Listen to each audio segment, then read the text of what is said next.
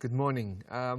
While the people from Granta Design are giving their workshop, I would, in this short video, like to guide you through what is being taught there, because we were asked not to record their workshop. So you can see on the screen, which I'm looking at in front of me, I will first briefly mention a few things about the software itself. And as for the background, I would like to refer you to the lecture that was given in Israel in, I think that was in November that we were there, or in October, I'm not sure anymore. Anyway, so first I'm going to talk to you how will you, sorry, I have to start with the first slide, that would be better, how the database is constructed. And then we'll go through the software. I will show you how to start it up, where to find everything, and to work from there. So first, we need to say something about the database structure.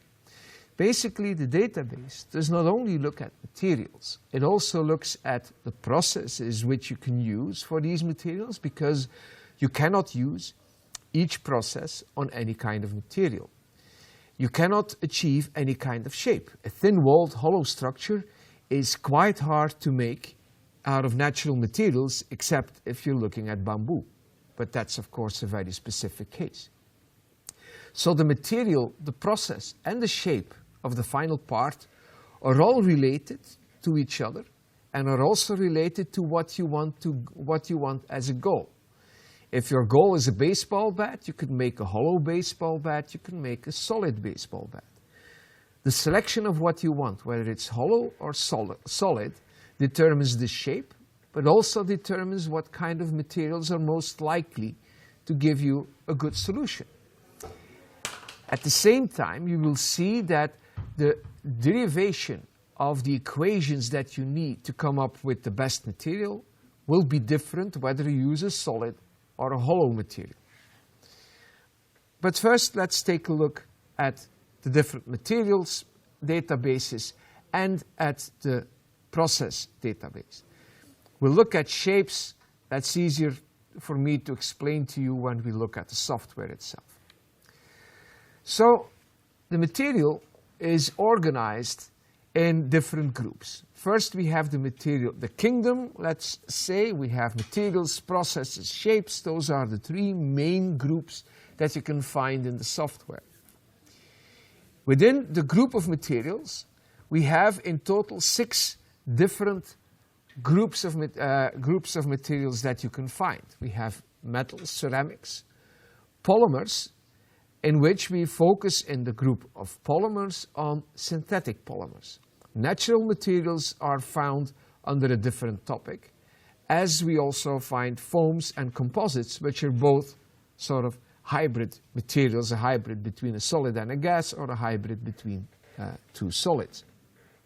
If we take, for instance, the group of metals, then in the group of metals you will find a distinction between ferrous metals and non-ferrous metals. And within the non-ferrous metals, they are grouped according to the most important alloying element, copper, aluminum, titanium, and so on. Then within this group you will find another subdivision which is related to the classification that is commonly used. In the case of aluminum, we commonly use the AISI numbers, categorizing, for instance, as you can see in the member group, them according to the numbers for wrought aluminum alloys. And within a group of the 6000 series, you will then again find a subdivision, for instance, the 6065 alloy, which then has specific history in the form of heat treatment, cold work, and whatever. And so this brings you down to the level of attributes, which is a list of all the properties which are stored in the material record. These properties itself, this property database, has different sources. On one hand, you have numeric data, which is related, for instance, the density of the material cost, the E modulus, things which you can find in accurate values, but of course, which are never one single value. There's a range that is stated there. and so there is a variation in each of the properties possible. The second level is a non-numeric level. A non-numeric level which basically says a yes-no. Can this material be extruded? Can you injection mold this material? Can this material, how does it function in a certain corrosive environment? So there it's a yes or no in the case of, for instance, manufacturing. Can I achieve a certain shape with this material? In the case of, for instance, environmental resistance, very often we have different levels where we can say this material can be used in such an environment, it is good, it is excellent, or it is poor and we should avoid it.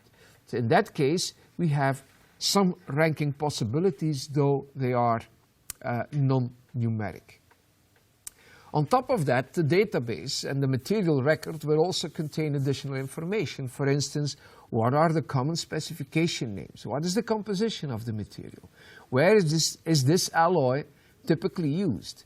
Who are the suppliers of this kind of material?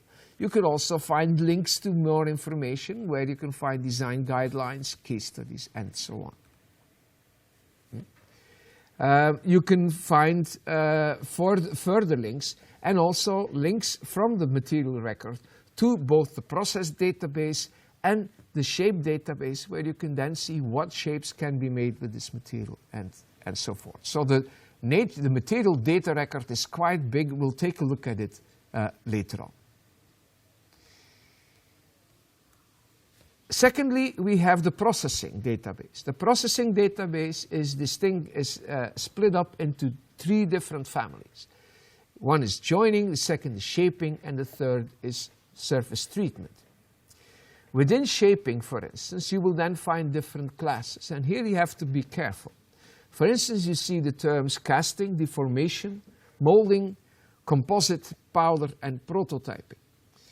This already indicates that, for instance, all the processes which are being used for composites manufacturing are all grouped in a specific class.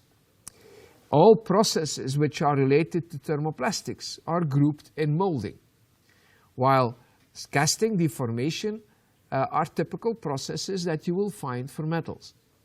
So you have to be careful that when you start selecting on processes, that you do not intrinsically and unknowingly exclude materials by selecting only a few number of processes. Within each of the groups or classes, you still find then individual processes, for instance, compression molding, transfer molding, injection molding, and so on. And on that level, you will then find the attributes which are related to what kind of shapes can you make, what are the sizes of a component that you can make, what are the typical cross-sections, what are the tolerances, the surface roughness, what series sizes can be produced. There is also a cost model in there that you could use to do a full cost calculation, not only looking at the material cost as we will do in the example, but also taking into account the manufacturing cost. Here you see an example of a lower level. We have 3 levels in the software, 1, 2, and 3, describing the injection molding process. So it has a description of the process. It has specific features like sizes, typical economic batch sizes, which you can see range here from 10,000 to 1 million for injection molding. It also has a relative statement, in this case, on tooling cost, labor cost, and so on. In the higher levels, this is brought into a cost model. Let's take a look at the software, and let's start up CES Edupack. We have in total a database with different levels. It depends on what kind of version that you have, whether you have the additional elements in here. Typically, when you would buy the basic version, you would have the level 1 and the level 2, which are introductory levels. And we would have the level 3, which is the level which contains the most detail. You would also have the elements part. Even though that in the lectures of the people from Granta, they work with level 2, I prefer to work with level 3 so I can show you what the set of data records looks like, because that is complete.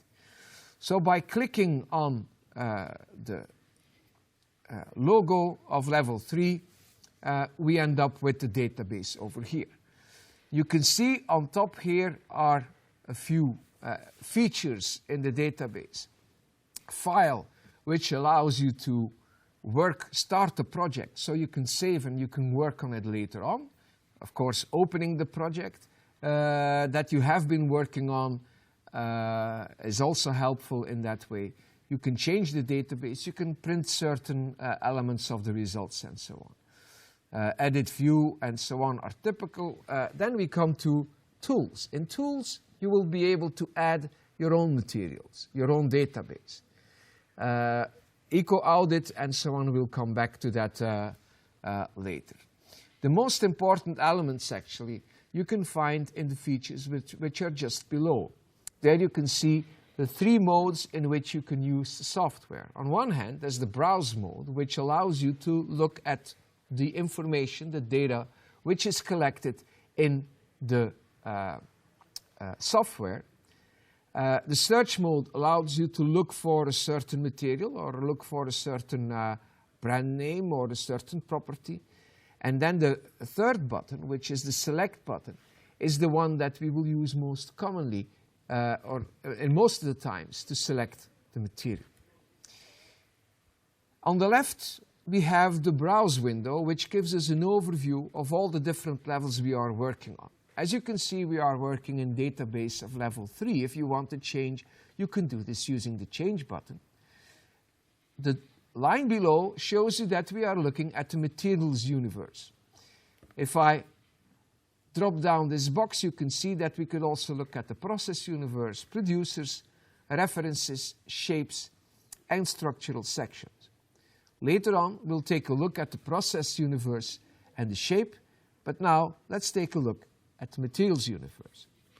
So like I said in the introduction, the material universe is split up into different families. We have ceramics and glasses, we have foams, fibers and particulates, we have hybrids, which are composites, foams, and so on, and we have metals and alloys. If we take a look, for instance, at the level of the polymers, we now can separate between elastomers and plastics, and in the list of plastics, we have thermoplastics and thermosets. Now, as we move down, we get a full list containing all the different plastics that are in this database. If we take, for instance, polyamide, which is also, of course, known as under the brand name nylon, then, of course, we have different classes of polyamide. For instance, polyamide 6,6, which you can find below. And so you can see we move down from subclass to subclass. We have polyamide, which is carbon-filled, glass-filled, stainless steel-filled even. Let's look at the unfilled material. And there we have different versions of polyamides. I'm going to widen this a bit. So flame-retarded, lubricated, toughened, molding polyamide. Let's take a look, for instance, at the molding polyamide by double-clicking the record. And we can see that we are now looking at the specific record and not at the directory or a folder. By double-clicking it, the database or the record appears on the right-hand side of the screen. I'm going to narrow this a bit. On the top, you can see where you are exactly in your tree of materials. You can see some general information stating that it's moisture sensitive under the conditions that it can typically work on, the designation, trade names, and where typically this material is being used. This can be handy if, in the end, you come up with a material which you think is best suited for a solution, and then if you look at the material record and you don't find any applications which are even remotely close to what you have been, you have in mind, then probably there is something limiting the use of the material in that application. That is something that will come up in the search phase. Then have the structure containing the composition. We have over here price information. You can see that indeed it is a range, density information, and then a whole list of mechanical properties. Now, if you see, for instance, fatigue strength at, in this case, 10 million cycles, you might want to know exactly how was this determined. And then by, as you can see, if I move my cursor over the name, you can see that it becomes a hand. I can click it and I get background information. The background information giving me a short summary of the definition of this property. If you want to have more information, you can go to the science notes, which gives you more detail on the definition. In this case, you can see the Wheeler curve there, defining the fatigue limit and explaining you about low and high cycle fatigue and so on. So there's quite a bit of background available in the database as well. And you can always, of course, motivate your students to go and look for it. It also means that if your student is using a certain property, he cannot afterwards say, oh, I didn't know it was defined like that. The information is in the database, and he should always take a look at it. Also for fracture toughness, for instance, if we look at the impact strength notched, there we can see that this is either coming from ISOT or Sharpie. Again, you have information about units and typical ranges of materials. There are electrical properties in there. We also find optical properties, absorption, and then here you see the different processing properties related to how is this material manufactured. Now we are gradually moving, as you can see in the description, from numeric data to Boolean or non-numeric data. For instance, for injection molding, it states that this material is excellent. In extrusion and thermoforming, polyamides only have limited use. The durability also describes the database in terms of, as you can see, excellent, unacceptable, and so on. If you take, for instance, the weak acids, there you can see exactly what is being defined. Weak acids being a pH between 4 and 7, a range showing that an unacceptable material says you should never use this material in unprotected condition when it is exposed to weak acids, even for short duration. In limited use, it's not recommended to use it, but very short exposure times would not cause too much trouble. And acceptable, it means you can use this material, but you might have to put on a coating or use some other kind of protection. And in excellent, it means you can use it all the time. Of course, we all know that, for instance, for corrosion, weak acids and weak acids are two different things. Whether there are chlorine ions present or something else, that all has an influence. But that is something that you would have to look up in the search phase, and where you would also need additional detailed information on corrosion expert systems. We also have environmental elements which are related to the energy which is embodied in the material. There's the embodied energy of the primary production.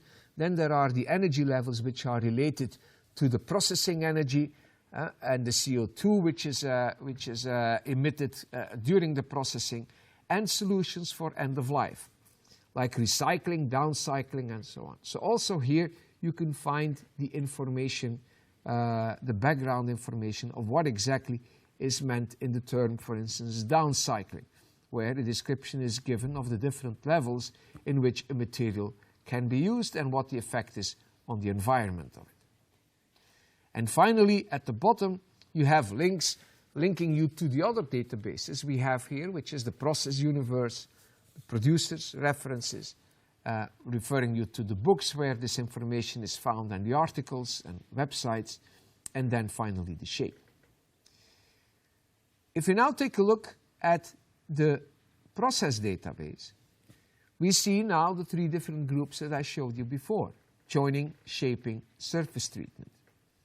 If you look, for instance, at joining, we can have mechanical joining, we can have adhesive joining, or we could use welding techniques. In welding techniques, for instance, if you look at thermal welding, we can have thermal welding which is used for ceramics, metals, and polymers. So it is always very important when you look at the process universe that you have to be aware that the process universe often is material class related. And so if you select based on a process, be careful that you do not exclude materials by that. Let's take, for instance, that thermal welding for metals, and let's take a look at MIG welding. You will then find, if I double-click again on the record, on the right-hand side you will see a description showing you a general description of the method, a schematic, what material are used, what kind of joints can you use, what kind of loading can it take, which in the case of a weld is of course any kind of loading, and then some physical attributes which are also related, as you can see, to the times needed to manufacture and to the cost needed of manufacturing for capital and tooling for the fixtures. You also find some information about design guidelines and so on. But you can see at the bottom, no warranty is given for the accuracy of this data. That's how shapes are defined. Shapes are also defined in different classes. And when you have a part in mind that needs to be designed, you should think very carefully on what shape this part can have, because sometimes a part made for a specific function can have many different shapes. So you have to be very careful. If we take a look, for instance, at shape 3D, then we can define hollow shapes which have parallel features or transverse features. Now, this might all appear very abstract, but if you double-click it, then you see a drawing and a description of what is actually meant with that. So I strongly recommend that when you want to define shape, that you first go through this entire database, there are not that many records, to give you an idea of what all the different features are in there. Let's take, for instance, complex solid with parallel features. So you can see what this looks like in comparison with the shape that we have here. So you can, in that way, you are able to select the right shape. Okay, so we've looked now at at the construction of the database. Let's now go back to material selection. This is a very brief part, which I will just show a few slides, and then we'll immediately return to the materials database, where we can see how exactly this is done. You can look at a specific property, like for instance over here, we look at a property which is relating price, which is in the y-axis. In the x-axis, we have a material property, which in this case is non-numeric. At that moment, in a non-numeric database or a non-numeric representation, at that moment, you create curves as you see over here. You can see all elements, each record is represented by a bar representing the variation in properties. For instance, here for titanium alloys, you can see the variation in price per kilo of a titanium alloy. You can also see, of course, that titanium is an opaque material unless if you are able to make it in only a few microns thick. If you move from opaque to water clear, here you have the high transparency materials which are typically used for window purposes, where we can have ceramic materials which are marked in yellow, and we have amorphous plastics which are marked in blue, where you can see plexiglass, PET, polystyrene, and polycarbonate, each being slightly different in transparency.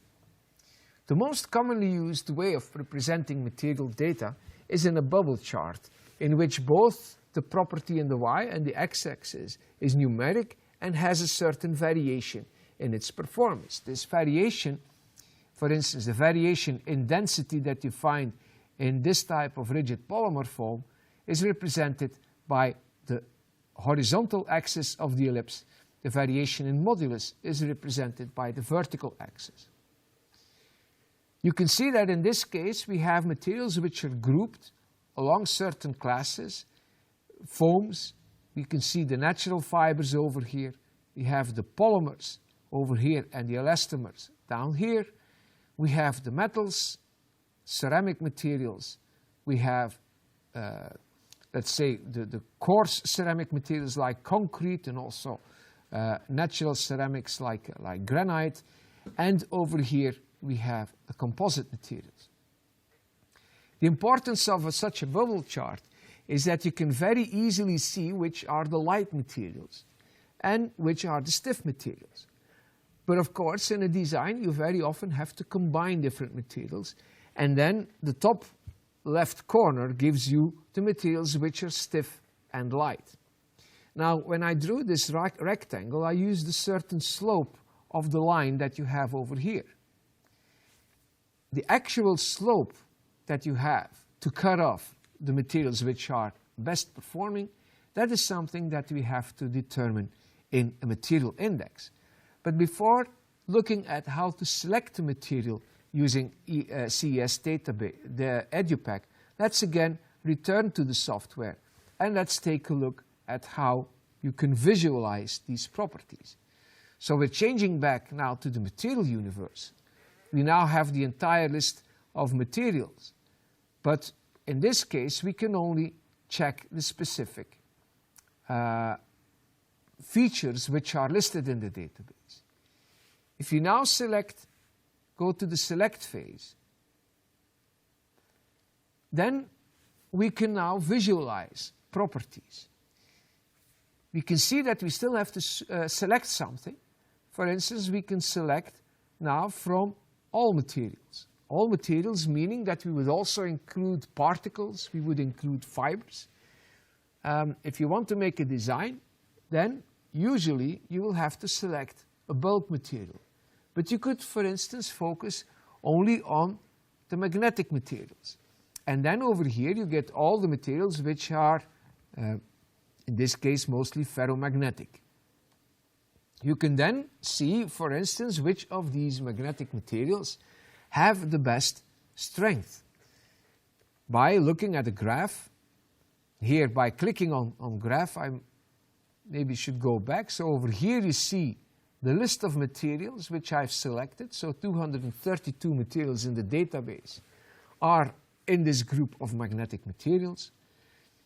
Over here we can now press on the graph button, and then this allows us to select a graph.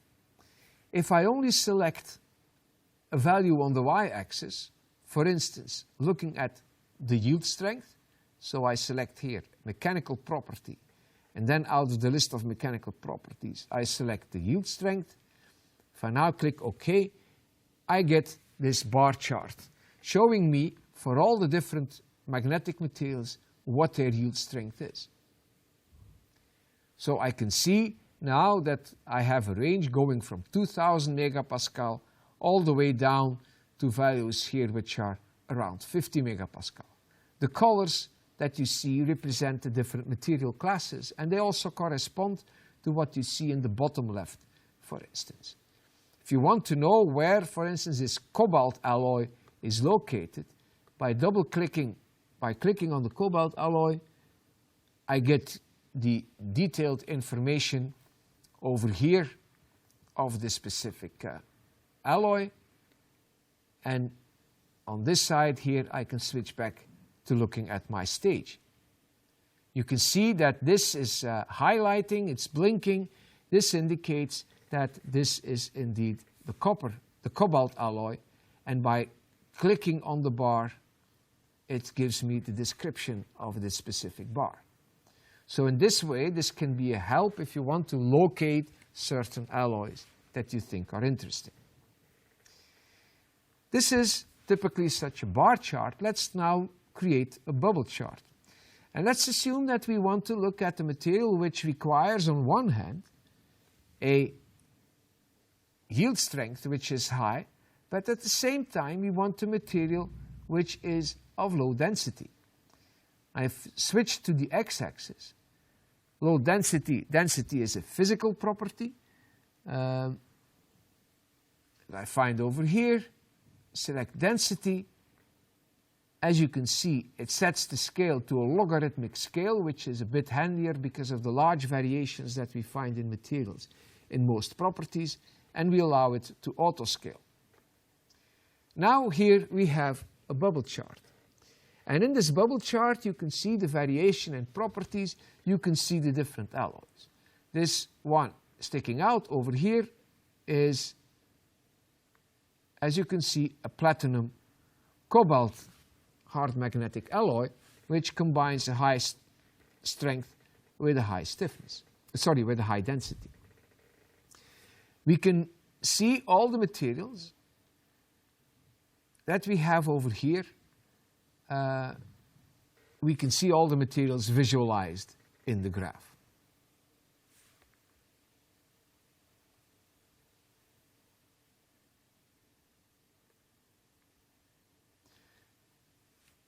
So now we can visualize data. The next step, of course, is how can we now select for a specific application the best kind of material. So moving back to the slides, we can now start using CES Edupack. Before we give an example, it is of course important to remind you of what we have been teaching, what I have been teaching you a few months ago. There are 4 basic steps in the material selection.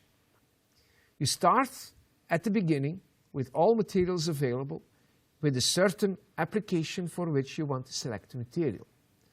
For this application, you have to collect the function of the application, the objective, what do you want to achieve, what do you want to distinguish yourself with other players on the market, what are the constraints that are playing a role, and what are the free variables. What can you vary in order to optimize this design? These are the design requirements, and you have to translate them into a form that you can use them in the software. Out of these design requirements, you will get a certain group which will be go, no-go decisions. A material has to achieve a certain goal or it cannot be used. If your application runs at 120 degrees, then an absolute requirement is that your material should be able to withstand this temperature for long durations.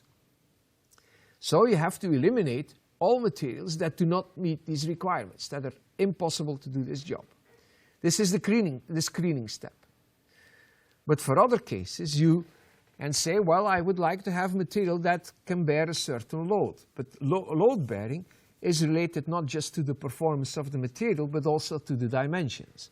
And if some of your dimensions are free variables, then that means that basically you cannot select a material unless you fix the dimensions. And then you will be able to say whether a specific material meets the requirement or not. So you're changing this requirement into a screening requirement. And in the end, if you only have screening requirements, you will only have a group of materials that meets all screening requirements, but within this group, you will not be able to select the best material. So in order to be able to select the best material, you must be able to have objectives and goals and requirements that allow you to rank the material. So the goal, for instance, can be that you want to have minimal weight of the final part. And that means that you can rank the materials according to the lowest weight that they will have when you design this part. So there we need to develop what we call material index. And the material index will allow us to rank materials according to their performance. If we then, based on the different material indices that we have obtained, if we then can select or rank and get the top materials, then our work is almost done. Although then a more difficult part starts because we have to seek additional information. Additional information which is related to availability of material. Also, if you see in a certain material being said, this material is resistant to weak acids, you have to look for more detail to see whether, for instance, this is a material or an alloy which is prone to pit corrosion if it's in a chlorine environment. These things can require further detailed analysis, but now you have the advantage that you're only looking for this detailed analysis for a very specific and small number of alloys. So the work has become concise, and it's feasible to get the additional information. With this information collected, you can then make the final material choice. Let's give a very simple example, which I've which is all courtesy of Granta, because I've taken this from their slides. So here you have a not too recent airplane, but basically you see a number of elements in this airplane which are related to very specific requirements. For instance, an airplane, the design of an airplane is always looking for minimal weight because, and I would like to remind you of what we have been talking about on Friday, design of anything that moves is weight dominated, and we've seen that out of the entire energy consumption throughout the entire lifetime of an airplane, 99% is related to the cost of flying the airplane, which is directly related to the weight.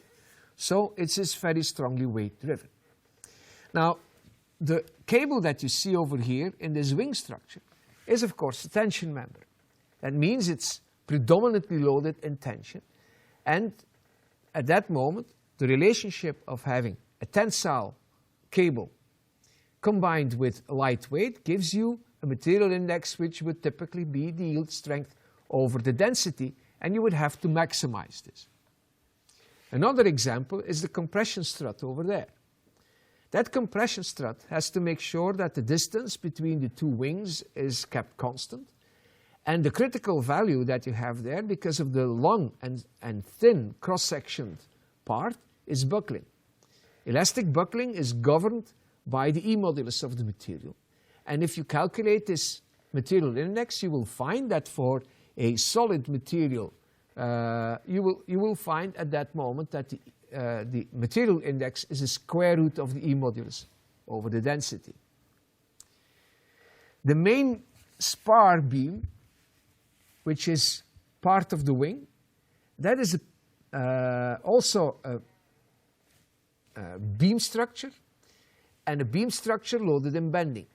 A beam structure loaded in bending will give you, again, the same type of material index as a compression strut, namely the square root of the E modulus over the density.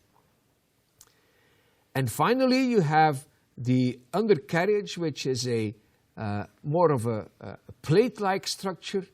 The plate-like structure will give you, which is dominated by strength.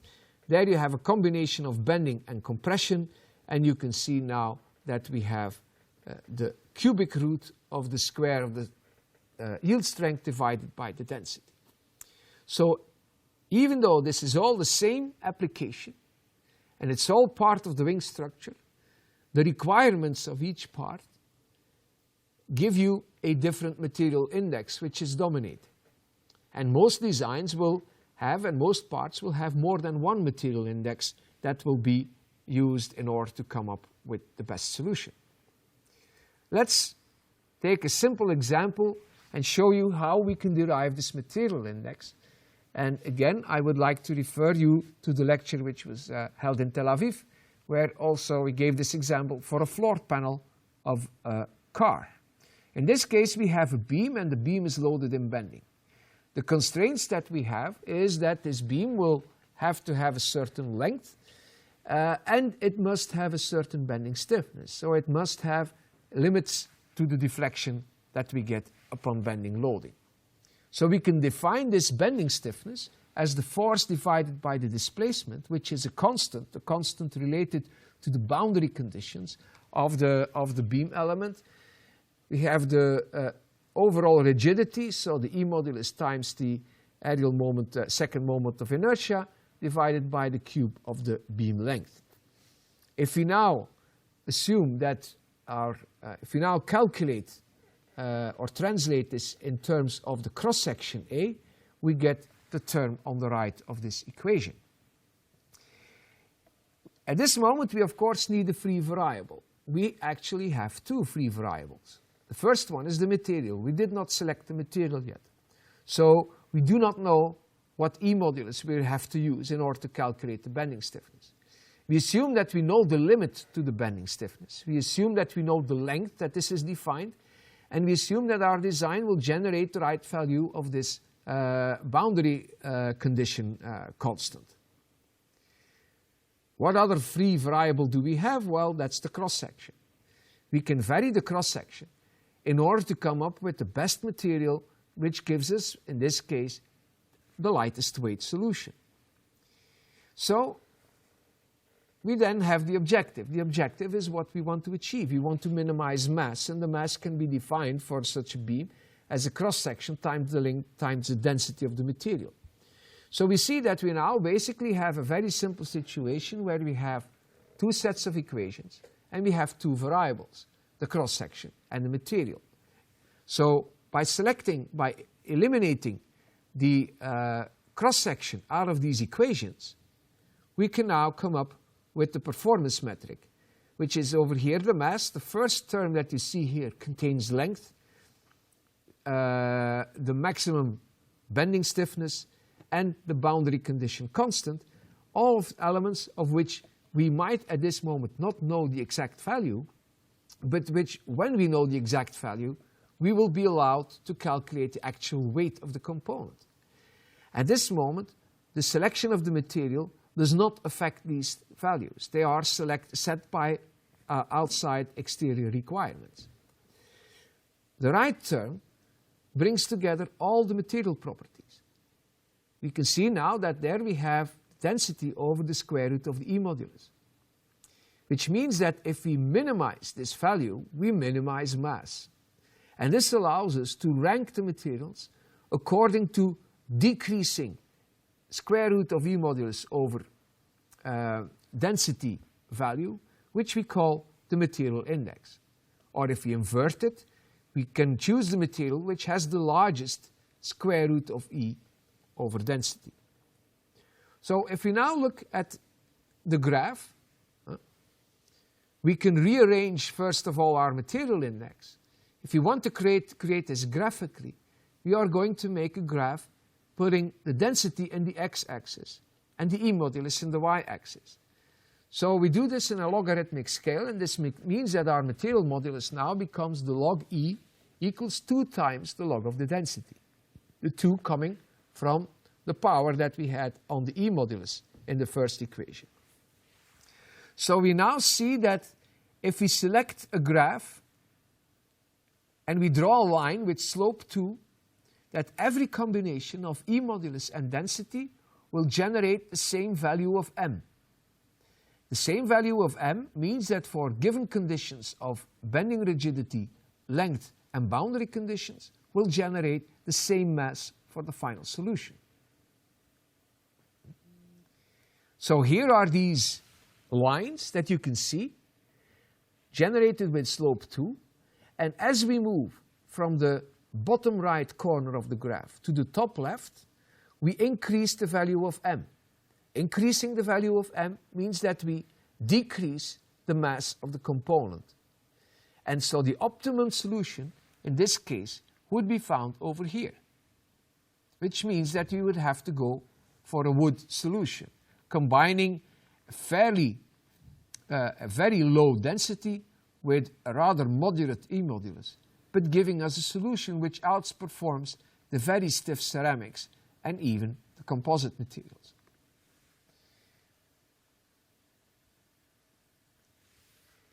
The slope that you see over here depends on the material index. And so you cannot in general say, I have a stiffness-based design here and weight is important, so I'm going to look at the E modulus over the density. Here you see that if it's a tie rod, so a tension member, which is loaded in tension or in compression where no risk of buckling is occurring, at that moment the material index indeed will be E over O, and you will get the slope of 1 in the graph. But if it's a beam which could fail in buckling, or as we showed in the example, which is loaded in elastic bending, the slope becomes 2. And if it's a plate, then the slope even becomes 3. So as the slope changes, other materials will generate the best solution. And you have to use the right material index to come up with the best solution. So let's now look at another example. Let's simply go again to the software. I'm going to close this project. Not going to change it. I'm going to start new again. We have level 3, I'm now going to choose all bulk materials. All bulk materials means I'm excluding particles, I'm excluding fibers, and as you can see, I now have in total 3,100 types of materials. So that's quite a big number. Let's look, for instance, I'm going to close this as well. Let's, for instance, first assume a selection where we have some screening. Let's assume that we need a material that has to function at a temperature range ranging from, let's say, minus 50 degrees up to 90 degrees. In order to select a material with a specific screening, we have to use the limit button, which you find in the middle over here. Clicking that will generate you a stage, and you will generate throughout your material selection different stages, all allowing you to have a specific selection based on a material index or based on screen. This generates, as you can see on the right-hand side, a whole list of properties. General information, where you could define the material form. Of course, this means that you already selected certain type of material. You can look at composition, but mostly, of course, we will look at features which are, for instance, related to thermal properties or to durability. Let's take, for instance, thermal properties, where you can define melting point, glass transition temperature, and so on. Here, our requirement is related to the use temperature. Use temperature which can be as low as minus 50 and as high as 90 degrees. This means that the maximum service temperature minimally has to be 90 degrees C in order to make sure that our component can work at this temperature. At the same time, the minimum service temperature maximally should be minus 50. So now we have selected the temperature range, and we can apply this temperature range. And you can see that our stage name has changed. It says here we're looking at maximum and minimum service temperature. The number of materials that are now meeting these requirements have dropped. We're less than 2,500 materials. I could now add a second limit stage and maybe look at durability. In durability, you can see a list of different possible exposures going from different acids and alkalis, exposure to fresh water and salt. And in each time, you can select a number of different materials. You can select materials that can allow limited use, acceptable and excellent. Typically, if the material would be exposed for certain amounts of time to fresh water, but not too much, and maybe even can be protected, then the combination of excellent and acceptable would be a good solution. Again, here we now click and we see that the stage now is defined as water. This is helpful if later on I want to modify my selections in the list over here. So these are all screening steps, and you see that we've lost, again, about 100 materials. So we now have 3,600 materials passing the criteria.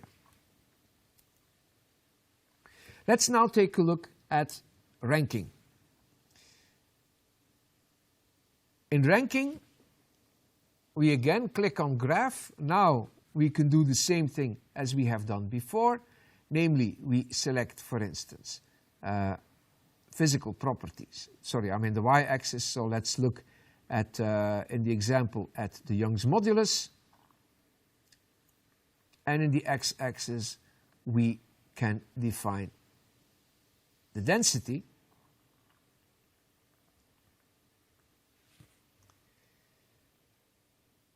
Here is the graph, and in this graph you can see shaded ellipses and colored ellipses.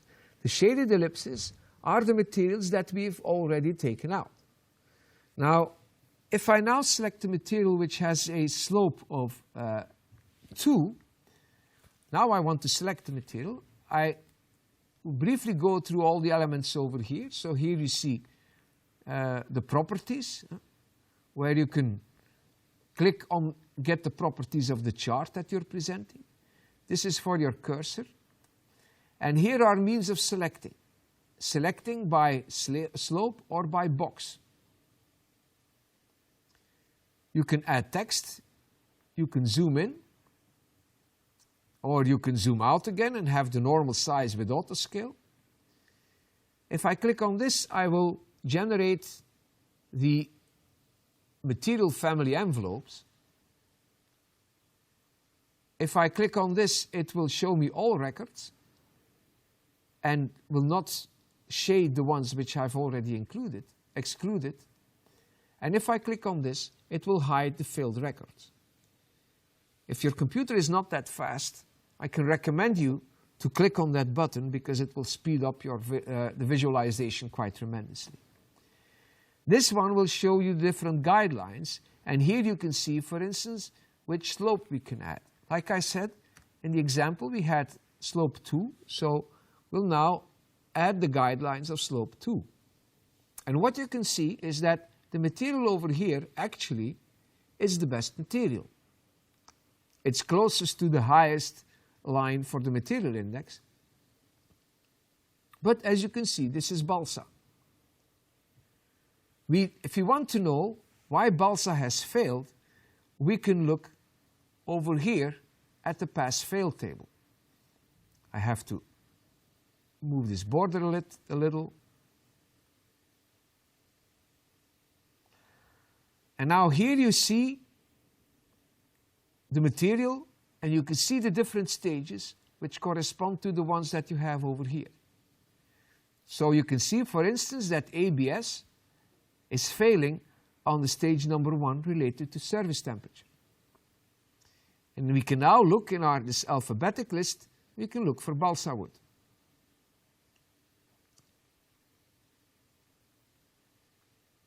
Here is balsa wood with the density of 0.9. We can see that it does not pass because it cannot resist fresh water.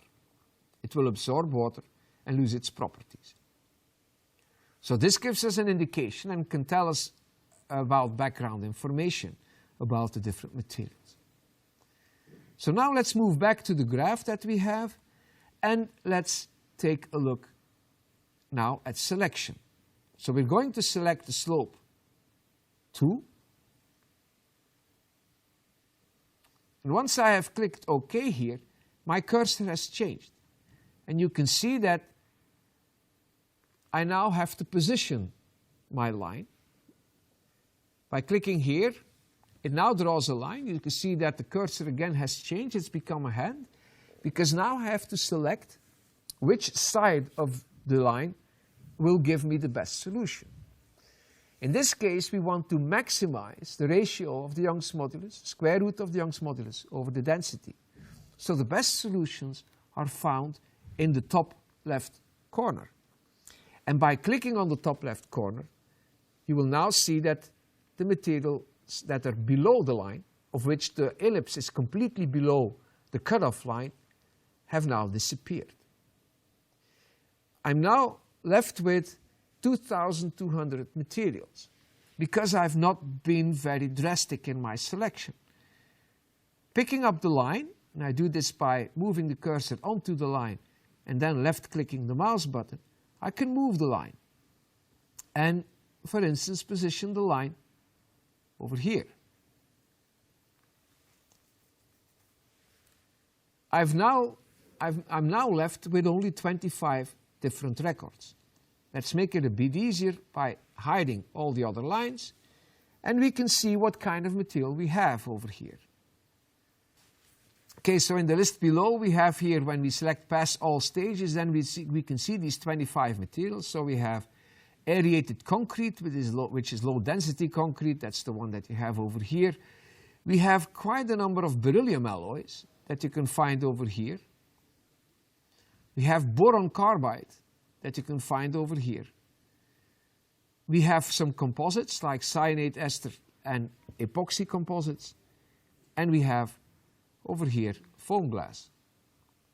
So totally different materials, of which, for instance, you now want to say, well, this material should have a certain toughness. Now I'm not going to derive the material index here. Let's just assume that we would only look at toughness. Again, we create a graph, but in this case we will use a bar graph, looking at fracture toughness and impact behavior, fracture toughness. And let's now assume that we say, I want to have a fracture toughness which is minimally 20 megapascal square root meter. I do a box selection. I move here to a value of 20, and I can see in the bottom here below, where now it says ready, I can see the value. So I'm 30. Here I'm at 19.9. That's decent. So I now select all the materials above this line. I'm now left with only 5 solutions. You can see, not surprisingly, that aerated concrete has left the building. So now we have all these materials available. We have on stage 3 also these 5 materials available. And you might be tempted to say, let's take this material. It's the best one. If I move this line, I exclude all the others, and there's my best material. However, you've not done the complete homework yet, because now you still have to move to the search phase. And it could be, for instance, that this material has certain disadvantages that you're not aware of. For instance, availability or other things. So you should never, at this moment, limit yourself to only one material. It is much better to have a range of different materials from different material classes that are available. So in this case, by widening the selection a little, we have a selection where we have both metals and composite materials, and we even have ceramics, with silicon carbide fibers. So this gives us a range of different materials, because at this moment we have not yet looked at shape. And maybe the part that we want to make is cannot be made in that material. In order to select shape, we need to move to the tree. By clicking on tree, we now see a window where we can first select which do we want to do. Of course, material selection we would typically do based on the performance and on the material data record. But for instance, we want to look at shape. So by looking at shape, we can say I want to have here a disc sheet, non-axisymmetric, and a shape which is fairly deep. Double-clicking this brings it into the selected record. And I can select a number of different shapes like this in order to form the full database. If I click this, now you see that my number of materials drops, because this thin-walled shape I cannot make in silicon carbide. And apparently it's not possible to make this in beryllium alloy either. So in this case, I'm left with only composite materials.